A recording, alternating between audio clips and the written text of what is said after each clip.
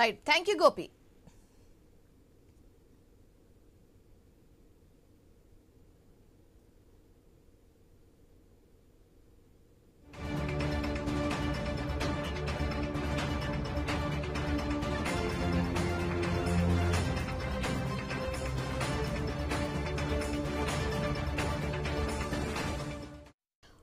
ఉమ్మడి నెల్లూరు జిల్లా గూడూరు డివిజన్లో దిత్వా తుఫాన్ ప్రభావంతో కురిసిన వర్షాలకు వాగులు వంకలు పొంగి పొర్లుతున్నాయి.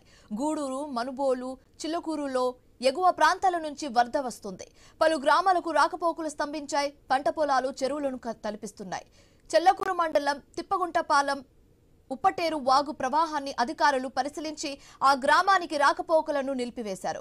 కోట, విద్యానగర్ వద్ద పంట పొలాల మీదుగా వరద నీరు ప్రధాన రహదారిపై 2 అడుగుల మేర ప్రవహిస్తుంది. గూడూరు మండలం బిందూరు వద్ద కూడా ఇదే పరిస్థితి కొనసాగుతుంది. స్థానిక ముస్లిం వీధిలో 2 కరెంటు స్తంభాలు కూలిపోయాయి.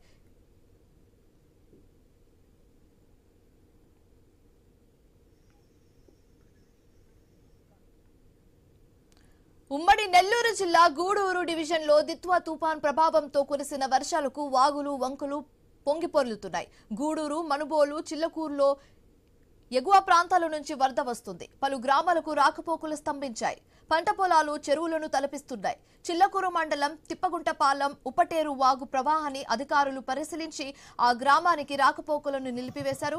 కోట, విద్యానగర్ వద్ద పంట పొలాల మీదుగా వరద నీరు ప్రధాన రహదారిపై 2 అడుగుల మేర ప్రవహిస్తుంది. గూడూరు మండలం బిందూరు వద్ద కూడా ఇదే పరిస్థితి నెలకొంది. స్థానిక ముస్లిం వీధిలో 2 కరెంటు స్తంభాలు కూలిపోయాయి. ఇదే అంశానికి సంబంధించి మరింత తాజా సమాచారం మా కరెస్పాండెంట్ సునీల్ ఫోన్ ద్వారా అందిస్తారు. సునీల్, తుఫాన్ ప్రభావం అయితే భారీ స్థాయిలో పడిందనే చెప్పాలి. నెల్లూరు సిటీకి సంబంధించి, నెల్లూరు రూరల్ కి సంబంధించి, నెల్లూరు సిటీ అయ్యప్పగూడు సెంటర్ నుండి రూరల్ ప్రాంతాలంతా కూడా జలమయమైన పరిస్థితి అయితే ఉంది. అయితే నెల్లూరు సిటీకి సంబంధించి ఎక్కడైతే రహదారులు ఉన్నాయో ఆ రహదారులకు సంబంధించి రహదారుల పైన కూడా భారీ వర్షాలు కురిసిన పరిస్థితి.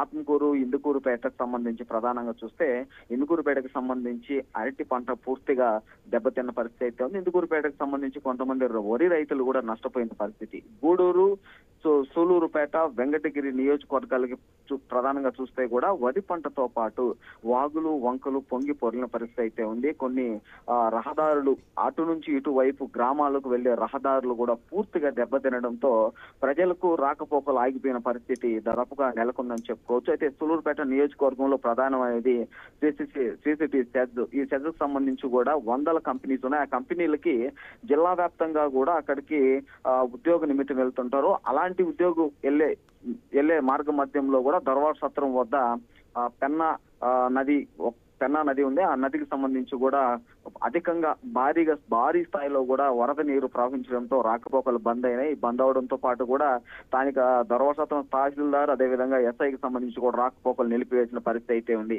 ఇదే పరిస్థితి ఉమ్మడి నెల్లూరు జిల్లాకు సంబంధించి గూడూరు, మనుబోలు ఈ నియోజకవర్గ మండలాల్లో కూడా ఇదే పరిస్థితి అయితే నెలకొందని చెప్పుకోవచ్చు. దాదాపుగా కూడా ఉమ్మడి నెల్లూరు జిల్లా వ్యాప్తంగా ఈ దిత్వా తుఫాను భారీ స్థాయిలో దెబ్బతీసిందని చెప్పాలి. కొన్ని 100 ఎకరాలు వరి పంటతో పాటు మరికొన్ని 100 ఎకరాలు అరటి పంట కూడా నష్టపోయిందనే చెప్పుకోవచ్చు. అయితే ఈ నష్టపోయిన పంట గాని అదేవిధంగా ఎక్కడ గ్రామాల్లోకి నీరు చేరడం, అదేవిధంగా ఇళ్లలోకి నీరు చేరి ఆస్తి నష్టం జరగడం, ఇలాంటి వాటిపై కూడా నెల్లూరు, తిరుపతి జిల్లా కలెక్టర్లకు సంబంధించి కూడా అధికారులకు ఆదేశాలు జారీ చేశారు.